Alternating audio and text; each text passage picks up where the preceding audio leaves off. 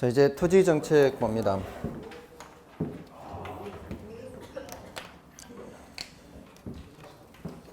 자, 여기 토지 정책은 지역지구제가 대표적이고요. 그다음에 지역지구제에서 나오는 이제 개발권 양도제가 있고요. 그리고 토지 비축제도. 그다음에 뭐 토지 공개념이나 뭐 이런 개발이익 환수 같은 이런 것들이 다 토지 공개념에서 나오는데 이거는 좀 중요도가 낮아요. 앞에 세 가지를 이제 더 정리를 하신 후에 나중에 추가적으로 보면 되고요. 그 다음에 주택 정책은 임대료 규제가 아주 중요해요. 그리고 임대료 보조도 중요하고요. 분양가 규제가 있기는 한데 이 분양가 규제는 임대료 규제와 성격이 똑같아요. 이제 시장이 다를 뿐이에요. 이건 임대시장, 분양시장. 그래서 약간의 용어의 차이가 있을 뿐이어서 일단 오늘은 이거 위주로 말씀을 드리고요. 그 다음에 공공임대주택 공급도 있기는 한데 이거는 중요도가 약간은 이제 낮아요. 위의 것들보다도. 그래서 일단 위의 것들 위주로 정리를 하시고요.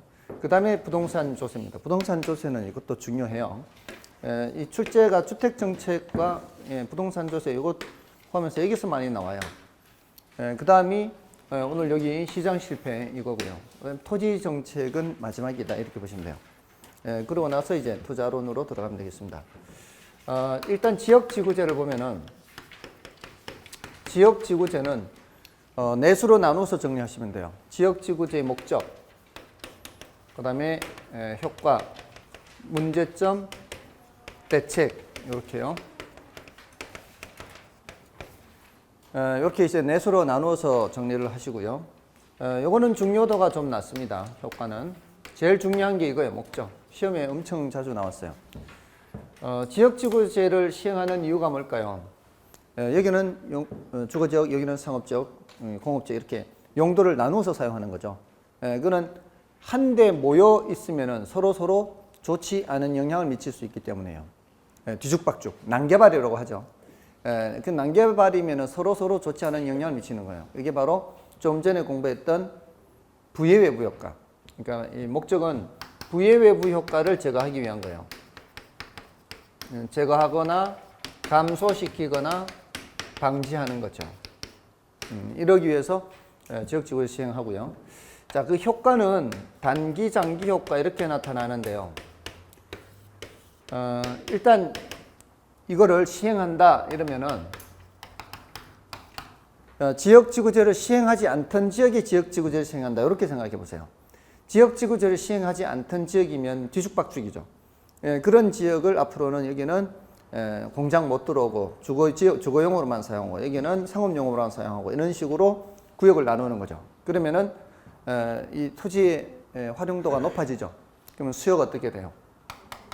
수요가 증가하죠. 자, 여기서부터는 앞에 우리가 공부했던 수요 공급 생각을 해야 돼요. 지금 뒤죽박죽이기는 해도 이게 뒤죽박죽인 상태에서 균형 상태였던 거예요. 뒤죽박죽인 상태에서 균형 상태에서 이런 지역지구제를 시행하면은 살기가 좋아지고 토지 활용도가 높아지면은 수요가 증가하겠죠.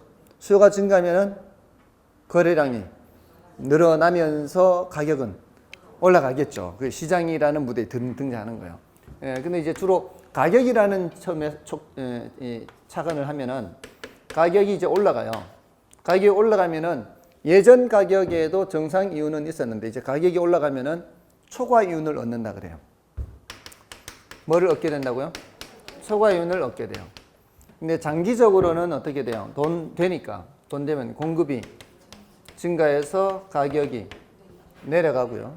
그래서 초과 이윤이 결국은 없어져요. 다른 조건이 일정한 상황에서 이것만 따졌을 때는 결국은 초과 이윤이 사라져요. 근데 이런 분석은 모든 경제 분석은 기본적으로 이래요. 모든 경제 분석이 단기적으로 수요가 증가해서 초과 이윤을 얻잖아요. 장기적으로 공급이 증가하게 돼 있어요. 돈 되니까. 그러면 이제 가격이 내려가서 초과 이윤이 사라지는 거예요. 어떤 경우든 보세요. 여러분들 왜 우리 요식업을 보면은 그 어떤 음식이 한번 뜨면은 한 3년 정도 유행한다 그러나요? 뭐 한 3년 정도 유행하다 보면 그게 쑥 들어가잖아요. 그럼 또 다른 음식이 또 뜨고 이렇게. 그러면 예, 한번 이제 어떤 음식이 뜨면은 이 사람들의 수요가 늘어나는 거죠. 아, 저런 음식이 있어 하고 이렇게 막 너도 나도 이렇게 찾아가서 먹잖아요. 그럼 수요가 증가하는 게 그게 어떤 이제 음식이 개발이 돼서 수요가 증가하면은 어떻게 돈 되잖아요. 가격도 좀 괜찮은 가격에 팔잖아요. 처음에는 그 원가에 비해서 상당한 이윤이 남는 가격으로 팔게 돼요. 그러면 어떻게 해요? 이윤이 꽤 괜찮게 남으니까 너도 나도 그 음식점을 차리죠. 너도 나도 그 음식점을 차리면은 가격이 내려가게 돼 있죠. 경쟁에 의해서. 그래서 결국은 뭐가 사라지게 되는 거예요? 초과이윤이 사라지게 되는 거예요. 그런 과정을 거치는 거예요. 사실 이 분석이 대부분의 시장은 다 이렇다 보면 돼요. 근데 이제 이런 분석이 잘 안 되는 게 독점이나 과점 이런 데는 이게 잘 안 돼. 그런 경쟁 체제가 잘 안 되고 자기네들끼리 담합을 하고 이러니까 가격이 잘 안 떨어져요. 담합을 하고 해버리는. 그러니까 이제 문제가 되니까 이 개입을 하는 거죠. 근데 현실의 그런 뭐 음식점 이런 것들은 독점도 아니고 과점도 아니잖아요. 그러니까 현실적으로는 거의 이런 이 과정을 거쳐요. 자, 근데 뭐 중요도가 높지는 않아요. 다음에 이제 문제점은 어떤 문제가 있는가 하면 얘는 지역지구제를 시행하면은 토지라는 자원을 효율적으로 사용하려는 거요, 공평하게 사용하려는 거요. 효율적으로. 좀 전에 부예외부 제거한다 그랬죠. 부예외부를 제거하는 거는 시장 실패를 수정하는 거예요. 그죠? 시장 실패를 수정하는 것은 자원 배분을 더 효율적으로 하기 위해서 개입을 하는 거죠. 주로 형평성 측면인 사회적 목표 달성은 더 이상 내용이 잘 없다 그랬죠. 부예외부 제거하는 것은 토지를 효율적으로 사용하기 위한 거예요. 그래서 효율성을 높이는 정책이에요. 근데 효율성과 형평성이라는 것은 상충하는 개념이에요. 서로 충돌해요. 효율성을 높이는 과정에서 지역 간 형평성 문제가 나타나요.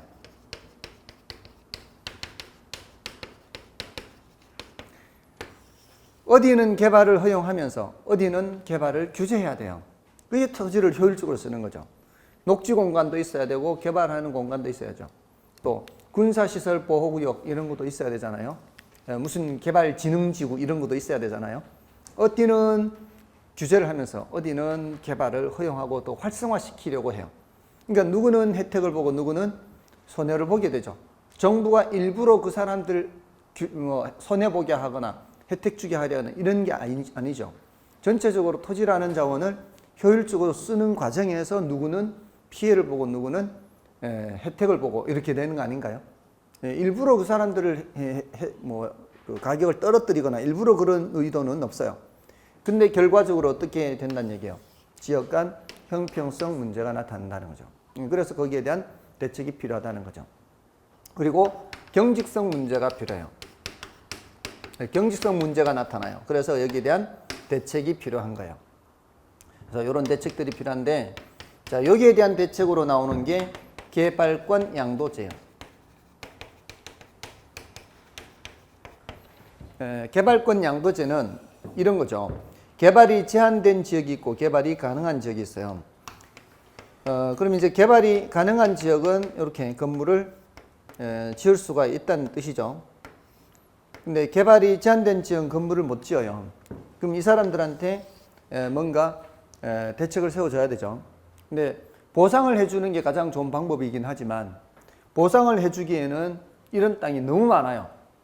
개발 제한 구역, 문화재 보호 구역, 상수원 보호 구역, 자연환경 보전 지역, 이런 곳들이 다 제한되는 곳이죠. 그러니까 이 너무 한도 끝도 없어요. 그러니까 이 사람들한테 어떻게 하는가 하면은 개발권이라는 걸 줘요. 개발권 해서 개발을 할 수 있는 권리를 주는 거죠. 일단은 이 사람들한테. 그리고 이 사람들이 이 개발권을 다른 곳에 팔 수 있도록 하는 거예요. 그럼 다른 곳에 있는 사람들은 개발하기 위해서는 어떻게 해야 돼요? 개발하기 위해서는 이 사람들한테 가서 개발권을 사가지고 와야 돼요. 대신에 그 대가를 줘야 되겠죠. 그럼 이 사람들은 보상받는 효과가 있죠. 정부가 보상 안 해줘도 이렇게 시장에서 거래를 통해서 보상을 받는 효과가 있어요. 괜찮지 않나요? 그러면 정부 재정 지출도 발생하지 않고 이 사람들은 여기에서 발생하는 어떤 이익이 있으니까 개발권을 사오는 거 아니에요? 그럼 여기서 발생하는 이익이 자연스럽게 이 사람들한테 일부가 넘어가는 거죠. 이쪽에서 발생하는 이익의 일부가 이쪽으로 넘어가요. 굉장히 좋은 정책이라고 볼 수 있죠. 근데 이게 우리나라에서는 시행하고 있지는 않아요. 이런 이제 논의를 하는 거죠. 개발권 양도제에서. 자, 이런 이제 아이디어가 있고요. 그다음에 경직성 문제에 대한 대책으로는 이제 뭔가 하면 이게 경직성 문제가 뭐겠어요? 경직성 문제가 어떤 획일적인 지정 또는 상황 변화에 신축적으로 대응 못하는 그런 문제. 이런 것들이 경직성 문제거든요. 이거는 여러분들이 공법을 배우시면 이게 지역지구제가 공법에 어디서 등장해요? 어디에서 나와요? 제일 먼저 도시군 관리계획에 나오는 거 아니에요? 도시군 관리계획에 용도지역, 용도지구, 용도구역 이렇게 나오잖아요. 그죠? 도시군 관리계획의 내용 다 중요한 거죠. 도시군 관리계획의 내용이 뭐예요? 용도지역, 용도지구의 지정 및 변경, 용도구역의 지정 및 변경, 또 기반시설 설치, 도시개발사업, 개발사업 있죠. 그 다음에 정비사업 있죠. 또 입지규제 최소구역의 지정 및 입지규제 최소구역 계획, 도시 지구단위 계획구역의 지정 및 지구단위 계획인가요? 맞나요? 맞아, 아니에요. 했어요, 안 했어요? 이제 기억나요? 아, 간헐적 기억이야. 뭐 굉장히 있어 보이는 표현이에요. 간헐적 하니까. 간헐적 단식을 자주 하시나요? 자, 이게 도시군 관리 계획으로 하는 거예요. 도시군 관리 계획으로. 도시군 관리 계획은 타당성 검토를 얼마마다 해요? 5년마다 하죠. 자, 그런데 그게 만약에 도시군 관리 계획을 작년에 해서 고시를 했어요. 고시를 하는 거는 지형 도면 고시 다음 날부터인가요?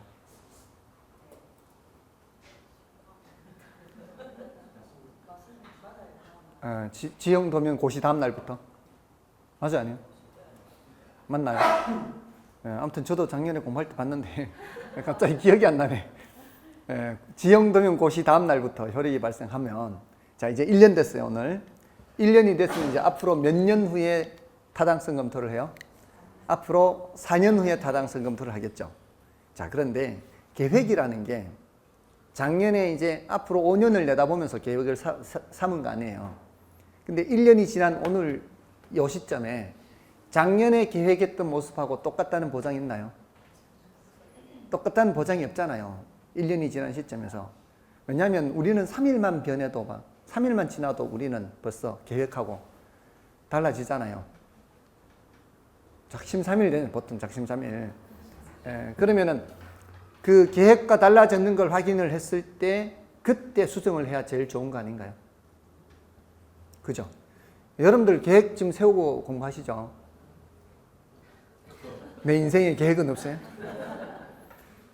계획이라는 거를 괜찮아요. 그 작심삼일 돼도 얼마든지 괜찮아요.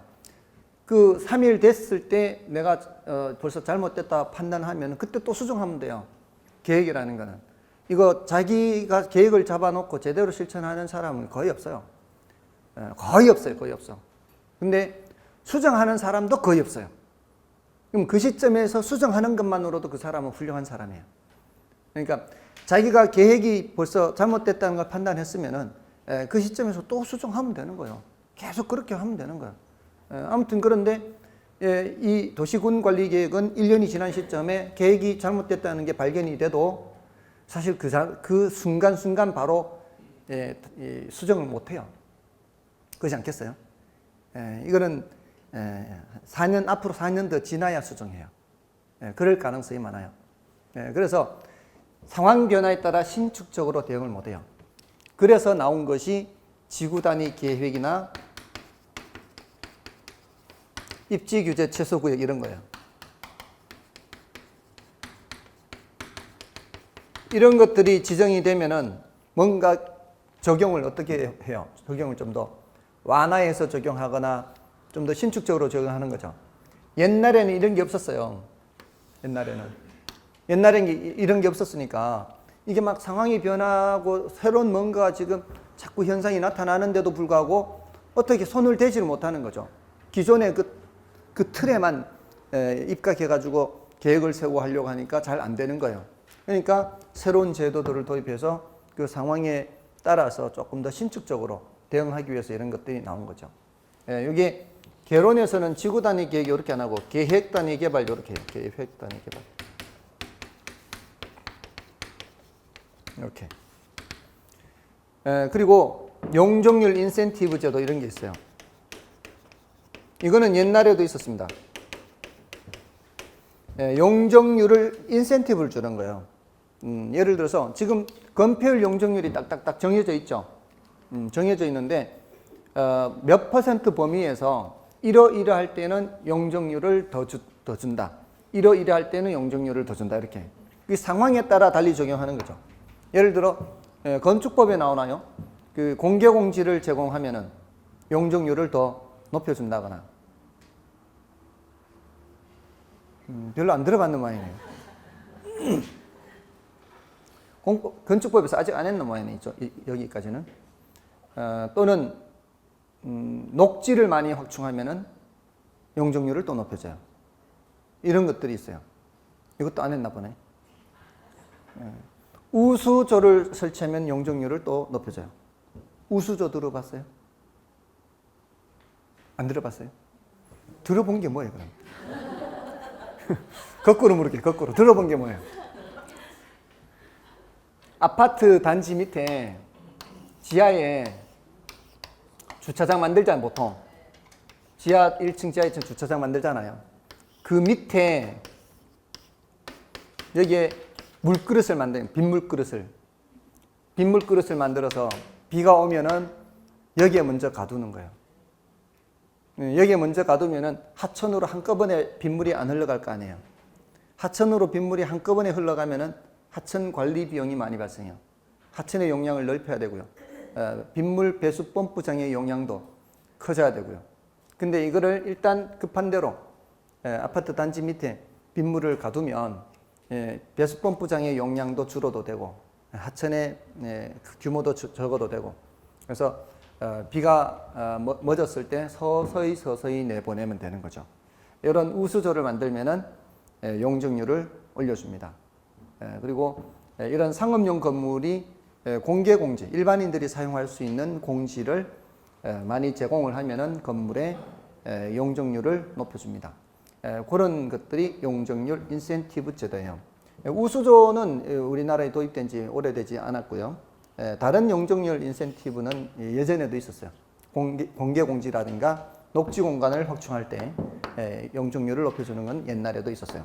이런 것들이 다 경직성 문제에 대한 대책이라고 볼 수 있어요.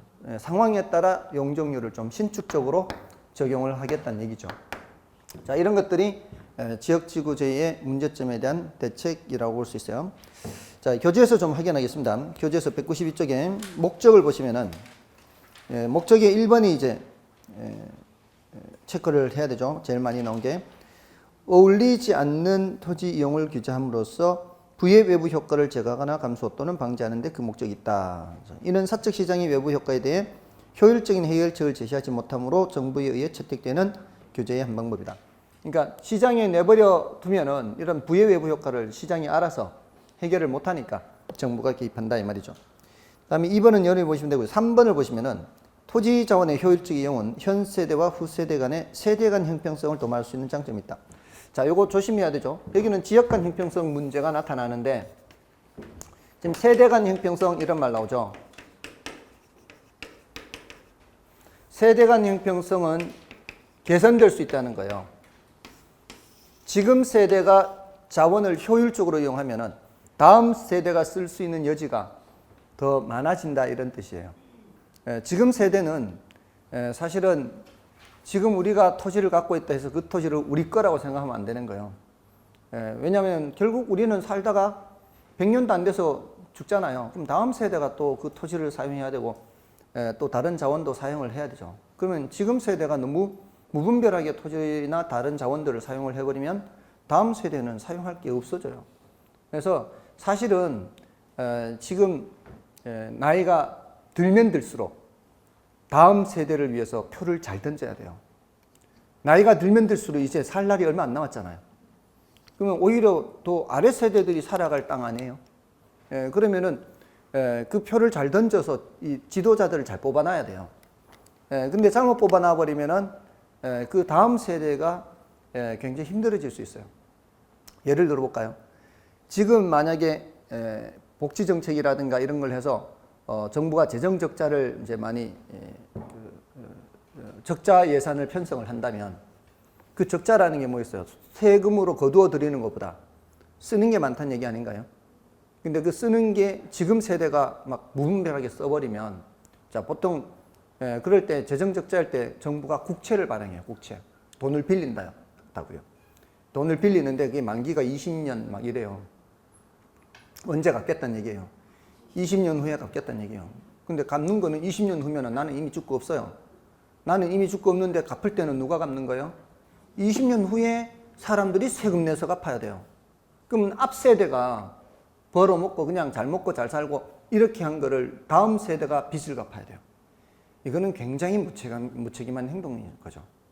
그러지 않습니까? 그러니까 오히려 나이 들수록 다음 세대를 위한 표를 던져야 되는 거예요, 사실은. 내가 살 일은 이제 얼마 안 남았으니까. 그게 굉장히 중요한 일인 거죠. 그래서 지금 세대만 생각하지 말고 다음 세대도 생각하라 이 말이에요. 그러니까 그런 측면에서 이런 토지라는 자원을 효율적으로 이용하면은 세대 간 형평성은 개선될 수 있다는 겁니다. 자, 아무튼 그렇고요.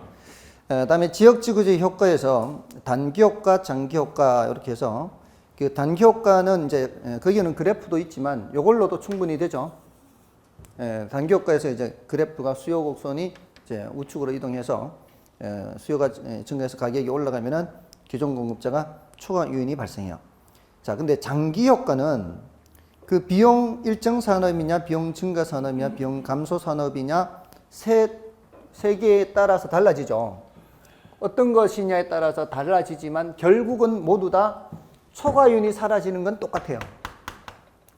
비용 증가 산업이든 비용 그 감소 산업이든 비용 일정 산업이든 모두 다 결국은 뭐는 사라진다? 초과윤을 사라지는 초과윤은. 근데 초과윤이 사라지는 그 위치만 다를 뿐이에요. 그는 더 중요도가 낮아요. 이 셋으로 갈라지는 거는 비용 일정, 비용 증가, 비용 감소. 이거는 이 중요도가 더 낮고 난이도는 더 높아요. 그래서 일단은 특별한 언급이 없으면 비용 일정 산업을 전제로 하세요. 아시겠죠? 특별한 언급이 없으면 비용 일정 산업에서 원래 위치대로 돌아가는 거 1번을 전제로 하시면 돼요. 일단은 거기까지만 해두시면 돼요. 지금까지 뭐 15년 동안 출제되지 않았어요. 그러니까 중요도가 낮다 말씀드리잖아요. 이렇게 중요도가 이렇게 낮다 말씀드리는 거는 너무 신경 쓰지는 마시라는 뜻이에요. 다음에 넘어가셔서 지역지구제의 문제점에서 이제 형평성 문제, 사전적 독점 문제 이렇게 있잖아요. 그 괄호 1번과 괄호 2번이 합쳐져서 다 형평성 문제, 지역 간 형평성 문제예요. 1번과 2번 합쳐져서 사전적 독점 문제도 지역 간 형평성 문제다 이 말이에요. 이게 뭔 소린가 하면 그 우리가 어떤 계획을 발표하죠. 지역지구제 도시 계획을 발표하잖아요. 도시 계획을 발표하면은 원래부터 그 지역에 땅을 갖고 있던 사람들이 혜택을 보거나 하겠죠. 이미 발표된 후에 땅을 매입해서 들어온 사람들은 이미 올라간 땅값을 지불하고 온 사람들이죠. 이런 경우에는 그 사람한테 그 뭐 초과이윤의 문제라든가 이런 게 생기지는 않아요. 그래서 이런 사전적 독점자에게 그런 초과이윤의 문제가 발생한다는 거죠. 다음에 괄호 3번의 경직성 문제는 동그라미 1번에 계획 수립과 집행 간의 시차에 기인하는 상황 변화에 대처하기 곤란한 그런 이제 경직성 문제가 있고요. 또 획일적인 지역 지구 지정은 지역 특성이 반영되지 못한다는 점이 있고요. 그다음에 지나치게 많은 면적의 과잉 지정은 위치별 토지 특성을 살린 효율적 이용을 제한할 수 있습니다. 이런 경직성 문제가 있는 거죠. 그래서 밑에 이제 대책이 있죠, 대책. 개발권 양도제에 해서 형평성 문제에 대한 대책이죠. 자, 이것은 의의를 보시면 개발이 제한된 보존지역 내 토지 소유자들에게 부여된 개발권을 개발이 가능한 다른 지역의 토지 소유자에게 매각할 수 있도록 하여 개발 가능 지역이 보다 더 개발될 수 있도록 하는 거죠. 이 제도는 공익을 위해 개발이 제한된 지역의 토지 소유자에게 보상을 해주는 규정이 없음으로 인해 사익이 지나치게 침해되는 것을 보완하기 위한 제도예요. 그러니까 이런 경우에 아까 제한하는 경우에 보상을 해줘야 정상이죠, 사실은. 근데 보상 규정이 있다 없다, 보상 규정이 없다는 게 이제 문제예요. 그래서 이런 것을 얘기를 하는 거죠. 다음에 이제 장점으로 보시면은 이 제도는 개발권과 소유권을 분리하되, 요 소리가 뭔 소리요? 이 토지 소유권, 토지 소유권대로 있죠. 토지 소유권은 토지 소유권대로 있고 뭘 따로 주는 거요? 개발권을 따로 줘서 뭐만 따로 분리해서 파는 거요? 개발권만 따로 분리해서 파는 거죠. 그렇게 분리하되 개발권 상실로 인한 우발 손실을, 이 소리가 무슨 소리인가 하면 이 정부가 어떤 발표를 할 때 이 사람을 일부러 해치려고 제한하는 거 아니잖아요. 이 사람 일부러 혜택 주려고 개발하게 하는 거 아니잖아요. 하다 보니까 이 제한이 되는 거고 하다 보니까 개발이 가능한 거잖아요. 그래서 이쪽은 우발 이익이라 하고 이쪽은 우발 손실이라고 하는 거죠. 우발 손실을 이 시장 기구를 통해서, 시장 기구를 통해서 요게 키워드에 또 시장 기구를 통해서 요게 키워드입니다. 개발권 상실로 인한 우발 손실을 시장 기구를 통해서, 시장 기구를 통해서, 이게 뭔 소리예요? 정부가 사라 팔아라 간섭해야 안 해요? 간섭 안 해요. 이거 살지 팔지는 누가 결정하면 된다는 얘기예요. 민간에서 결정하면 된다는 얘기예요. 그게 시장 기구를 통해서요. 그래서 다른 곳의 개발권과 결부된 우발 이익으로 보상함으로써 공사익 조화를 도모할 수 있는 거죠. 그다음에 정부의 개입에 의한 방법이 아닌 시장 자율 조절 기능, 여기 이제 시장 기구를 통해서를 이렇게 한 거예요. 시장 기구를 통해서 이렇게. 그다음에 이제 단점도 있죠. 단점도 있는데 일단은 그 기억의 단점은 뭔가 하면은 오른쪽 페이지로 넘어가셔서요. 기억의 단점은 오른쪽 페이지에 두 번째 줄 따라서에서부터 개발 가능 지역의 과밀 및 혼잡을 가중. 과밀 및 혼잡이에요. 왜요? 이쪽으로 계속 개발이 되도록 허용을 해야 될 거 아니에요. 그럼 이쪽에 계속 개발이 되면 이쪽 너무 과밀 지역이 될 수가 있죠. 그런 이제 문제가 생길 수가 있다는 겁니다. 다음에 니은에서는 뭐예요? 니은에서는 첫 번째 줄 끝에요. 개발 가능 지역의 집가 상승에 의존, 이런 문제가 있어요. 개발 가능 지역의 집가 상승에 의존, 이렇게. 자, 이게 뭔 소린가 하면 이쪽에 땅값이 비싸야 된다 이 말이에요. 이쪽에 땅값이 싸면은 어떤 현상이 나타날까요? 이쪽에 땅값이 싸면은 이 개발하려고 하는 사람이 위로 개발하지 않고 옆으로 개발해, 옆으로. 그럼 굳이 개발권 안 사와도 되죠? 그럼 정부가 해야 될 일이 뭐예요? 이쪽 땅값이 올라가도록 자꾸 부추겨야 되죠. 이건 정부가 할 짓은 아니죠. 그러니까 그런 이제 딜레마에 빠지는 거죠. 정부가 이쪽에 땅값을 이렇게 올라가도록 자꾸 부추겨야 되는 그런 모순된 상황이 발생하는 거죠. 그래서 집가 상승에 의존해야 된다. 이런 이제 단점도 있다는 겁니다. 자연스럽게 이 지역이 땅값이 올라가면 괜찮은데 그러지 않을 때에는 이런 단점이 있다는 겁니다. 자, 그럼 됐고요. 다음에 그 기출문제를 볼까요? 개발권 양도제에 관한 설명 중 틀린 것은 개발 제한으로 인해 규제되는 보존 지역에서 발생하는 토지 소유자의 손실을 보존하기 위한 제도이다. 맞죠? 다음에 이번에 초기의 개발권 양도제는 도심지의 역사적 유물 등을 보존하기 위한 목적으로 실시되었다. 자, 이건 이제 뭔 얘기인가 하면은 미국에서 처음 시작될 때요. 문화재 보호구역 지정과 관련해서 시작됐다고 해요. 일단 이런 건 처음 듣는 얘기 나오면 일단 패스하면 돼요. 실전에서 문제를 지문을 읽을 때도 3번의 규제지역 토지 소유자의 손실을 개발지역 토지에 대한 소유권 부여를 통해 보존하는 제도이다. 이쪽 사람들한테 이쪽 토지 소유권을 주나요? 이쪽 토지 소유자한테 개발권을 주는 거지 반대쪽 개발 가능한 지역에 토지 소유권을 주는 게 아니죠.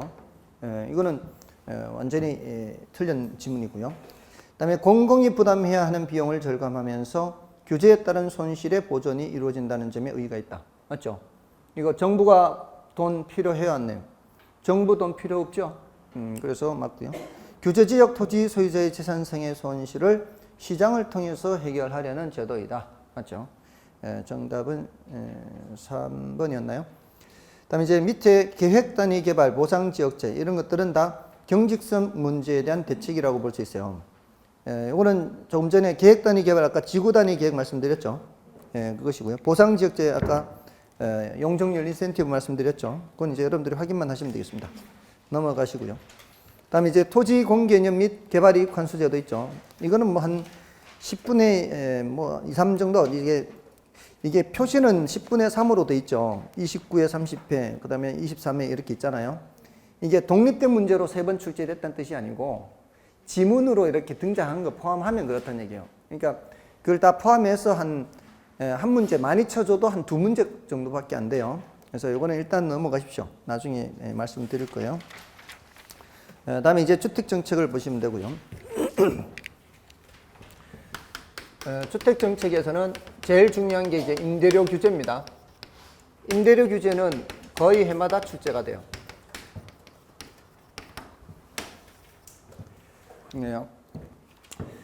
임대료 규제는 시장의 임대료가 너무 높다고 판단하기 때문에 규제하는 거잖아요. 지금 여기서부터는 이제 효과가 중요해요. 여기는 효과가 별로 안 중요해요. 지역지구적인 효과가 별로 안 중요한데 여기는 효과가 굉장히 중요해요. 거의 이제 효과가 출제가 되는 거예요.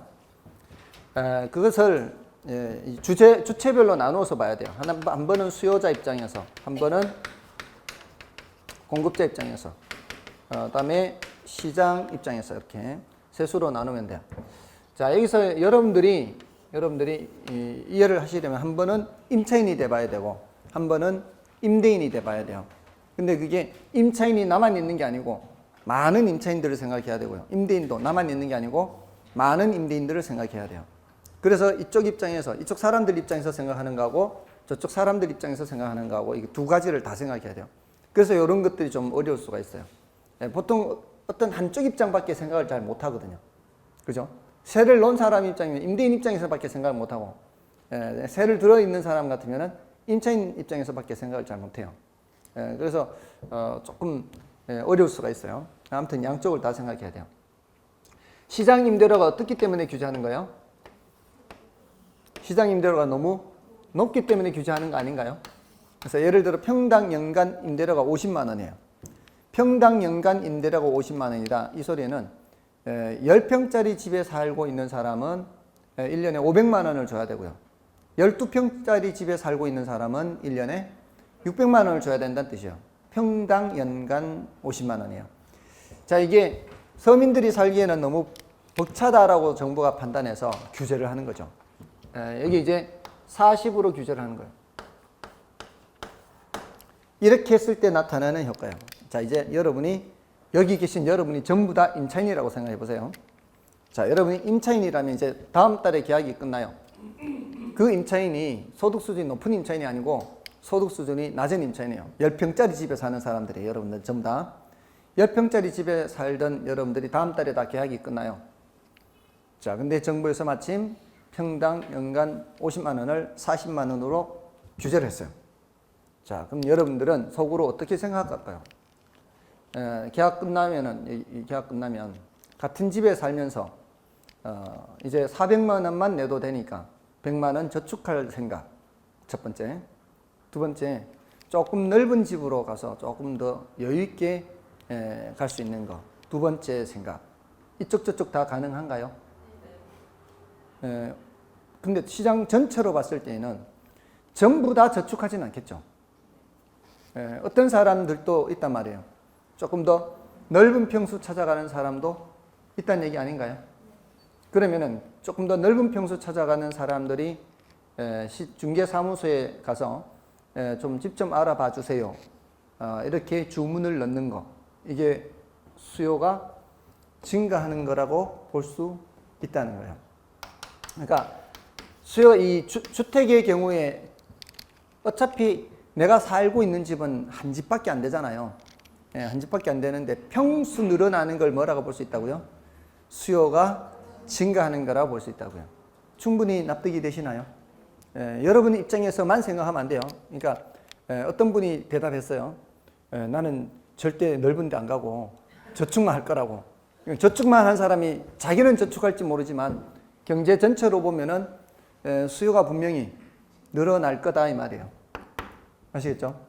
자, 근데 이제 이번에는 여러분들이 임대인 입장이 되어보는 거예요. 지금까지 500만 원을 받았어요. 10평짜리 세를 놓으면서. 그 500만 원을 받다가 이제 400만 원밖에 못 받도록 규제를 해요. 어떤 생각이 들까요? 일단 기분 나쁠 거고, 기분 나쁜 걸 떠나서 그 다음에는 어떻게 할까요? 자, 500만 원 받아서 내가 그거를 지금까지 안 먹고 안 입고 절약했던 데 대한 보상도 받아야 되고, 그리고 집 살 때 대출 받은 거 좀 이자도 갚아야 되고, 또 수리 같은 거 해줘야 될 거 아니에요. 고장 난 거, 뭐 이렇게 도배장판도 해줘야 되고, 그걸로 해야 될 거 아니에요. 그 500만 원 가지고 그렇게 왔는데 이제 400밖에 못 받으면은 이 돈이 안 되잖아요. 돈이 안 되면 어떻게 할까요? 팔아요? 팔 수도 있죠. 팔 수도 있고요. 이게 여러 가지 경우들을 다 생각해야 돼요. 이제 아파트도 있죠, 단독주택도 있죠, 뭐 여러 가지 경우들이 다 있으니까 그 전반적인 걸 다 생각을 해야 되거든요. 시장 전체를 봐야 되니까. 단독주택의 경우에는 용도 전환이라는 게 가능해요. 아파트는 이게 안 되지만 단독주택은 용도 전환이 가능하기 때문에 새 살던 사람 내보내고 다른 용도로 바꿀 수 있어요. 카페로 바꾸거나 치킨집으로 바꾸거나 호프집으로 바꾸거나 바꿀 수 있죠. 자, 그러면 이런 집들이 계약이 끝나면 원래 다시 새 집으로 나와야 되는데 새 집으로 안 나오죠. 그죠? 자, 이게 지금 당장은 많지 않더라도 시간이 흐르면 흐를수록 이렇게 되는 것들이 생기겠죠. 또 주택을 헐고 내가 살던 집을 헐고 내 이거 원룸 지어가지고 이렇게 해야지 이렇게 공급하려던 사람들도 이제 그런 생각 안 하게 될 것이고, 그럼 어떻게 돼요? 시간이 흐를수록 새 집은 점점 줄어들어요. 이게 공급이 줄어든다는 거죠. 충분히 납득이 되시죠? 그렇게 생각해야 돼요. 내 입장이면 생각하지 말고 경제 전체적으로 생각해야 돼요. 그러면은 찾는 사람들은 늘어나는데 주택은 점점 부족해져요. 처음에 시작은 이렇게 해도요, 균형 상태에서 출발을 해도요, 어떻게 된다고요? 수요하고자 하는 양은 늘어나는데 공급하고자 하는 양은 줄어들어요. 자, 그렇게 되면은 시장에서는 무슨 현상 나타나요? 균형이 아니고 뭔 상태 이게? 불균형 중에 무슨 불균형? 초과 수요, 초과 수요. 초과 수요가 나타나면은 다시 가격이 올라가야 정상 아닌가요? 초과 공급일 땐 가격이 내려가고 초과 수요일 땐 가격이 올라간다 그랬죠. 근데 초과 수요일 때 가격이 올라가야 정상인데 정부가 어떻게 하고 있어요? 못 올라가게 규제하고 있다 이 말이에요. 자, 이게 어떤 상황인가 하면은 제가 자주 쓰는 표현이에요. 50cm짜리 용수철을 40cm로 내리누르고 있는 그런 상황이에요. 근데 그 용수철이 한두 개가 아니고 전국의 임대인들이 다 용수철이에요. 정부가 그 전국의 임대인들을 다 통제할 수 있냐 이 말이에요. 통제할 수가 없다고요. 이게 단속을 그렇게 철저하게 못한단 말이야. 그 많은 임대인들을. 그러면 단속이 느슨하면 튀어 올라가는 거죠. 용수철이 50cm짜리 용수철을 눌렀다가 이게 용수철이 튀어 올라갈 때 50까지 올라갈까요? 더 올라갈까요? 더 올라가요. 그게 50은 공급 물량이 이만큼 있을 때 얘기해요. 줄기 전에, 공급 물량이 줄기 전에는 여기가 적당한 가격이에요. 근데 공급 물량이 어떻게 됐어요? 줄어들었다고. 공급 물량이 줄었기 때문에 이렇게 줄어든 상태에서는 여기까지 튀어 올라가요. 반드시 대칭은 아니라도 거의 이렇게 올라갈 수 있어요. 55나 60 이렇게 올라갈 수 있어요. 자, 이게 시장에서는 이만큼의 초과 수요예요. 여기서부터 여기까지. 수요량은 늘어나는데 공급량은 줄어들기 때문에 요만큼의 초과 수요가 발생하는 거죠. 그래서 여기까지 가격이 튀어 올라갈 수 있어요. 자, 근데 이 사람들이 계약할 때 계약서에는 얼마 써야 돼요? 계약서에는 40 써야 돼요. 처벌받으니까. 근데 실제로는 얼마 줘야 되는 거예요? 60 줘야죠. 이런 시장을 암시장이라 그래요. 암시장. 초과 수요가 나타나는데도 규제를 하기 때문에 몰래 더 웃돈을 얹어받는 암시장이 형성돼요. 그리고 요 20만 원, 요 20만 원을 음성적 지불이라 그래요. 몰래 주는 거를 음성적 지불. 그래서 이중 가격이 형성이 돼요. 이렇게 가격이. 자, 거기에다가 자, 조금 전에는 제가 단독주택 같은 거 이런 것들을 얘기를 했죠. 이런 것들은 이제 점점 공급이 줄 수 있다 그랬잖아요. 셋집이 줄 수 있다 그랬는데 아파트 같은 경우에는 줄일 수가 없죠. 어쨌든 새로 내놓을 가능성이 많죠. 근데 용도 전환을 고려하는데 용도 전환이 안 되잖아요. 용도 전환이 안 되는 경우에는 어떻게 하는가 하면은 투자를 기피해요. 수리 수선 같은 걸 잘 안 한다고요. 뭐가 고장나도 안 고쳐주고 뭐 갈아야 되는데 안 갈아주고 이러면은 임차인이 그거 자기가 돈 들여서 잘 갈아 놓으려고 할까요? 그러지도 않아요. 임차인도 잘 안 갈지 않죠. 도배장판 잘 안 해주죠. 그럼 어떻게? 질적으로 저하되는 현상이 나타나요. 질적 저하. 질적으로 떨어져요. 그러니까 그럴 수밖에 없죠. 돈 안 되니까 뭐 알아서 사세요. 그럼 나중에 싫으면 나가세요 하면 되니까. 어차피 집구하기 힘든 상황이에요. 집구하기 힘든 상황에서는 임차인들이 훨씬 더 이런 이제 서름이 있는 거죠. 그러니까 옛날에 보세요. 옛날에 80년대, 90년대까지만 해도 집이 부족하니까 집 없는 사람들은 새 들어 사는 사람들의 그 서름이라는 게 있잖아요. 애들 막 떠들면은 못 떠들게 막 단속해야 되고, 그리고 저기 수도요금, 전기요금 나오면 머릿수대로 하는데 우리 애들은 갓난 애기 몇 명인데 다 어른 거 받는다 싸우고 막 그러잖아요. 근데 아무튼 간에 그 집 없는 사람들은 집을 구하기가 어렵게 되는 상황에서는 이제 을이 될 수밖에 없는 거죠. 그러니까 이렇게 돼도 할 말이 없는 거죠. 그나마도 집을 구하기가 어려워서 어떤 현상이 나타나는가 하면 이동이 저하돼요. 이동이 저하됩니다. 이게 무슨 소리냐면 내가 지금 직장을 옮겼어요. 또는 지금 뭐 회사가 이사를 갔어요. 그럼 회사 근처로 가는 게 좋겠죠. 근데 그 회사 근처에 가도 빈집이 별로 없어요. 그러면은 지금 일단 살고 있던 데서 눌러 앉아서 저기 빈집 생길 때까지 출퇴근할 수밖에 없죠. 이렇게 되면은 교통비가 증가해요. 혼잡비도 증가해요. 만약에 직장 생활하는 사람들이 전부 다 자기 집 근처의 직장을 다닌다면 환승센터에 붐빌 이유가 없죠. 멀리 다니니까 이런 혼잡비가 발생하는 거죠. 그래서 이런 현상들이 나타나기 때문에 이거는 별로 바람직한 정책이 아니에요. 원래 의도는 누구를 위한 정책이에요? 임차인을 위한 정책이죠. 근데 장기적으로 가서 이런 문제가 나타나면은 오히려 임차인들이 더 힘들어지죠. 그래서 얘는 단기적으로만 시행해야 돼요. 단기적으로. 장기적으로 가면 이런 부작용이 생긴다 이 말이죠. 그래서 단기적으로는 어느 정도 효과가 있지만 장기적으로는 규제를 해제를 해야 돼요. 자, 그래서 우리 198쪽에 이제 임대료 규제를 보시면은 의의를 보시면은 임대료 규제는 시장 균형 임대료가 임차인들이 부담하기에 높다고 판단되는 경우 임차인 보호를 위하여 균형 임대료보다 낮은 수준으로 최고 임대료를 설정하여 그 이하로 거래되도록 하는 정책입니다. 동그라미 2번에서는 이제 뭐를 체크를 해야 되는가 하면은 그 세 번째 줄 중간에 보시면 시장 균형 가격보다 높게 규제 가격을 설정하면 시장에 아무 효과도 발생하지 않게 되는 것이다. 요걸 체크를 하세요.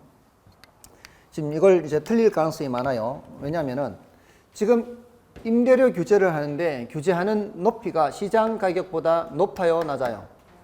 시장 균형 가격보다 낮죠. 그랬을 때 지금 시장에 나타나는 현상이 무슨 현상이 나타나요? 초과 수요가 나타나죠. 자, 이거를 많이 질문하는 만큼 뭐도 질문하는가 하면은 균형 가격보다 높게 규제하면 어떻게 될까요? 이렇게 묻거든요. 균형 가격보다 높게 규제하면 여기가 초과 공급 이렇게 대답할 가능성이 많다는 거죠. 이러면 안 된다는 거예요. 굉장히 틀리기 쉬워요. 사람들이 대칭적으로 생각할 거니까.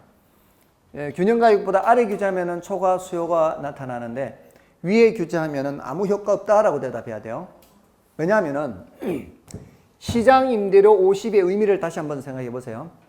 시장 임대료 50의 의미는 어떤 임대인이 중개사무소에 와서 내 집은 55만 원 받아주세요 하면은 그 집 나가요? 안 나가요? 그 집이 안 나간다는 뜻이에요. 그러니까 60만 원 받을 수 없어요. 60만 원 내놓고 70만 원 내놓으면은 집이 안 나가는데 그렇게 받을 수 없다는 걸 알고 있단 말이에요. 근데 정부에서 60만 원보다 높게 받으면은 처벌하겠다? 아무 의미 없는 정책을 시행하는 거다 이 말이에요. 아시겠죠? 그러니까 시장 임대료보다 높게 규제하면은 어떻다? 아무 효과 없다. 아무 효과 없다. 그래서 그걸 주의하시고, 그다음에 밑에 이제 효과로 내려가셔서 임차인 입장에서 보세요.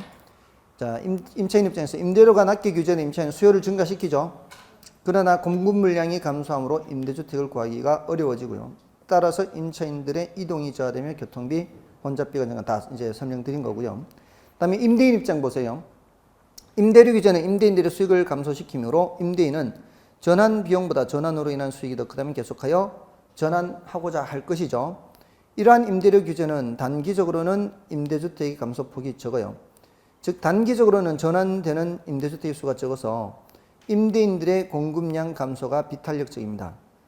그러나 임대료 규제가 장기화되면 공급 감소폭이 크죠. 즉 장기적으로는 임대인들의 공급량 감소가 탄력적이 되는 거죠. 또한 임대인들은 주택에 대한 투자를 기피하여 임대주택이 질적으로 저하되는 현상이 나타나고요.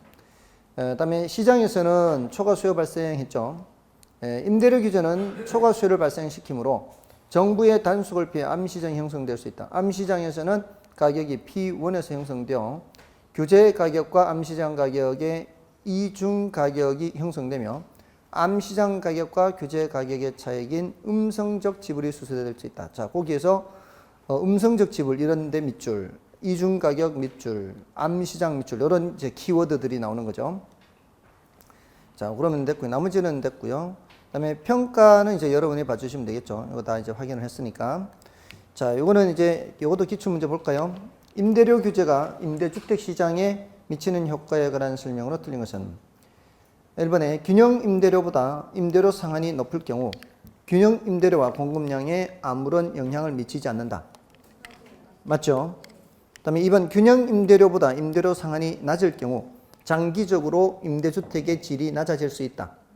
네, 맞고요. 균형 임대료보다 임대료 상한이 낮을 경우 임대주택에 대한 공급이 단기적으로는 탄력적, 장기적으로는 비탄력적으로 반응한다.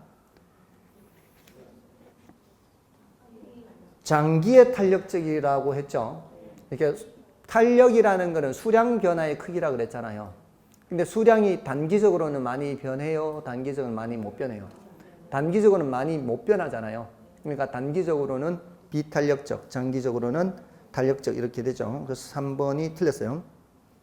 그 다음에 균형 임대료보다 임대료 상한이 낮을 경우 임대료 규제가 지속되면 장기적으로는 음성적 거래가 발생할 수 있다. 그렇죠. 그 다음에 균형 임대료보다 임대료 상한이 낮을 경우 임대료가 규제 이전의 균형 수준보다 낮아져서 단기에 비해 장기에 초과 수요가 더 발생할 수 있다.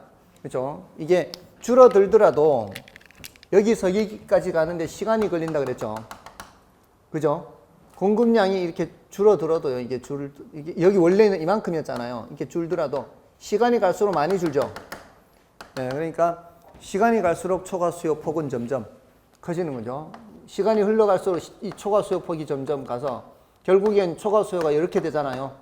이 시간이 흘러갈수록 초과 수요 폭이 점점 커진다 이런 뜻이죠. 다음에 넘어가셔서요.